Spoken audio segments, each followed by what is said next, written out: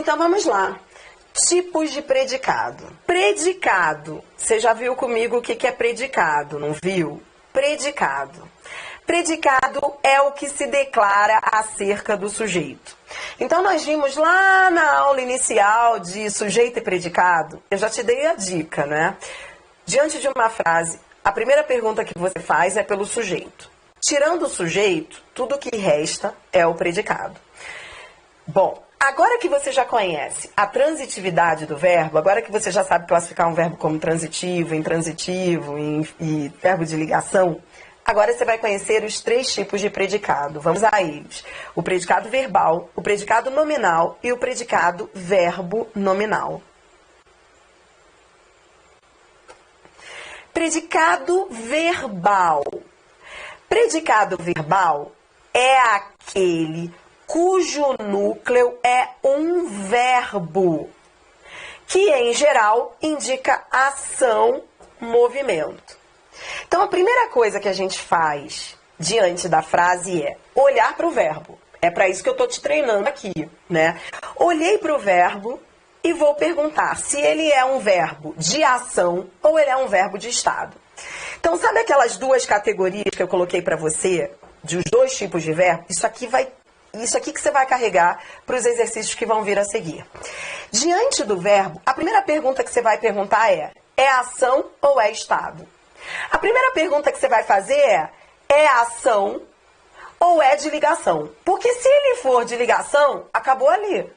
Adriana, como é que eu sei que o verbo é de ligação? Você acabou de ver, o verbo de ligação é aquele que liga o sujeito ao predicativo, ele não indica ação, ele indica estado. Se ele não for de ligação, então ele é de ação.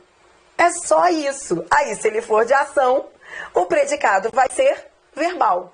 Predicado verbal é aquele que não tem verbo de ligação, é aquele que tem verbo de ação. Exemplo, os alunos entraram em sala. Esse é o predicado verbal. Eu quero que você vá além comigo, ó. Esse verbo, qual é a classificação dele? Na hora de classificar o verbo, eu já estou começando a ficar treinada, Adriana. Eu não fico olhando para o verbo.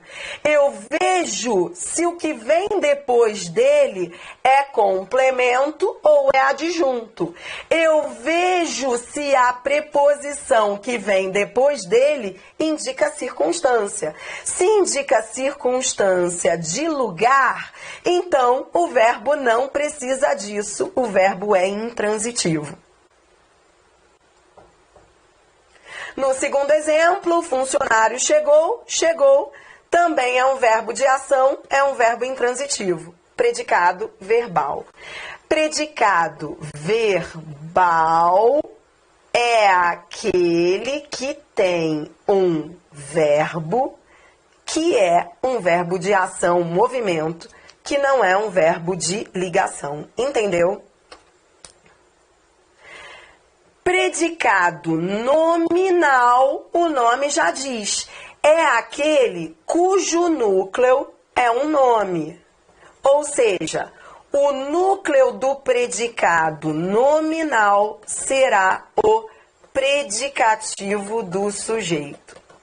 No predicado nominal, o verbo não indica ação, o verbo indica estado, ou seja, é um verbo de ligação.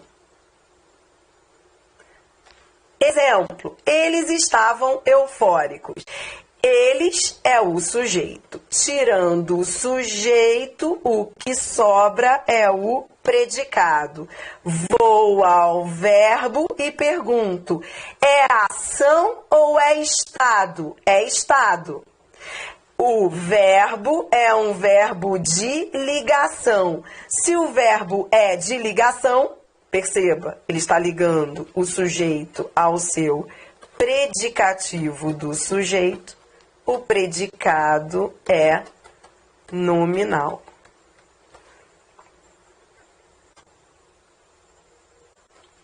Outro exemplo, o funcionário estava contente. O funcionário, sujeito, estava contente predicado. O verbo é de ação ou é de estado? É de estado, é verbo de ligação. Então, o predicado só pode ser nominal. E contente é o predicativo do sujeito. Tudo bem? Predicado verbal é aquele que tem um verbo que não é de ligação, é um verbo de ação. Predicado nominal é aquele, ó, o nome já diz, nominal. É só pensar, muito fácil, ó, verbal. Predicado verbal é aquele em que o verbo é a coisa mais importante. Ou seja, no predicado verbal, o núcleo é o verbo de ação. Já aqui no predicado nominal, quem é que brilha? É o nome, ou seja, o predicativo do sujeito. No predicado nominal, quem brilha, quem é o rei, é o predicativo do sujeito e o verbo é apenas um verbo de ligação. E o predicado verbo nominal será, então, a junção dos dois. É a junção do verbo de ação mais o predicativo do sujeito. Então, vem comigo, ó. Predicado verbo nominal. Predicado verbo nominal é aquele que tem dois núcleos. Um que é o nome, o predicativo, e o outro que é o verbo. E é um verbo que indica ação, movimento, ou seja, um verbo intransitivo, transitivo direto, transitivo indireto, transitivo direto e indireto. O predicado verbo nominal vai ser a junção do predicado verbal, que é aquele que tem um verbo de ação, e o nominal, que é aquele que tem um predicativo. Por isso o nome dele é verbo nominal. Veja o exemplo. Os alunos entraram em sala eufóricos. Eu vou ao verbo e pergunto: quem é que entrou em sala? Os alunos. Os alunos é sujeito. Tudo bem? Tirando o sujeito, o que sobra é o predicado. Pronto. Agora eu vou analisar o predicado. Vou ao verbo. Pergunto: o verbo é de ação ou é verbo de estado? Ele é um verbo de ação. Contém predicativo? Sim, predicativo do sujeito. Então, eu tenho um predicado verbo nominal. Predicado verbo nominal, por quê? Primeiro eu tenho um verbo intransitivo e depois eu tenho um predicativo. É a junção dos dois predicados. Na frase seguinte, o funcionário chegou contente, vai.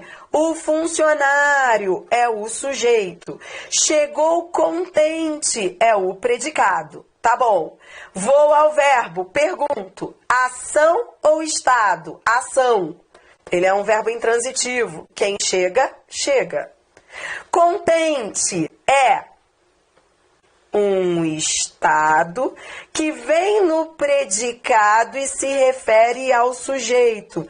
Então, ele é um predicativo do sujeito.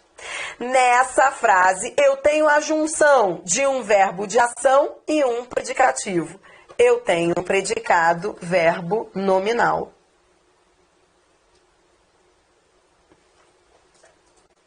Tudo bem? Bom. No próximo bloco, a gente vai começar a exercitar. Mas como eu sempre faço em todas as aulas, e você que está começando o módulo nesta aula, ou você que está começando o curso nesta aula, não esqueça. Neste curso, nós também vamos ter os nossos mapas mentais. O que são os mapas mentais? Depois que você aprender toda essa teoria, e é muito conceito, é muita coisa, até porque eu sou daquelas que acredito que quando a gente estuda português, quando a gente começa a estudar português para concurso, a gente tem meio que desaprender aquilo que a gente estudou, quer saber? Isso foi o que aconteceu na minha vida. Na verdade, eu fui tábula rasa. Eu me lembro que quando eu resolvi aprender de fato o português de uma maneira lógica, eu me livrei de todas aquelas regras que eu tinha decorado, porque Na verdade, esse sempre foi o meu desejo. Na verdade, eu sempre percorri isso. Sempre fui atrás de entender de fato a língua. Nunca aturei aquelas regras decoradas. Eu sempre achei que no início era tudo ótimo. Então, aquelas regrinhas, elas parecem ótimas no início. Você adora, é bonitinho, canta música com elas, fica tudo lindo, maravilhoso. Mas o problema é que você não vê a lógica daquilo. E quando você não vê a lógica, você não aprende de fato. Você fica com vários conceitos ali acumulados. E quando você tem que lidar com a questão de concurso, sabe o que acontece? É muito conceito desnecessário. Então, esse é o grande desafio do estudo da língua portuguesa para concursos. Qual é o meu desafio com você? É tentar mostrar tudo isso, de novo, que você deve ter estudado aí ao longo da sua vida. Quantas vezes você estudou isso? Sei lá, no colégio, depois estudou de novo, depois estudou no cursinho. Mas é tentar mostrar isso de uma maneira diferente, de uma maneira lógica, para que você entenda e aplique de fato. E aí, no início, é uma pancada, porque são conceitos que você começa a ver de uma maneira diferente. Porque eu não consigo ensinar de outra forma também, porque para mim só existe isso, só existe a lógica. Quando você vê a lógica, fica tudo muito louco. E aí depois você só internaliza ao longo dos exercícios das questões. Por isso que ao longo do curso eu vou trabalhar com mapas mentais, que nós vamos utilizar para repetir essa lógica, para ordenar o seu raciocínio. Porque eu sei que chega uma hora que você fala assim, caramba, eu tenho que reaprender. E português é isso mesmo. Agora quer saber? Eu tive o trabalho de aprender isso tudo sozinha, porque eu fui à luta buscar a lógica.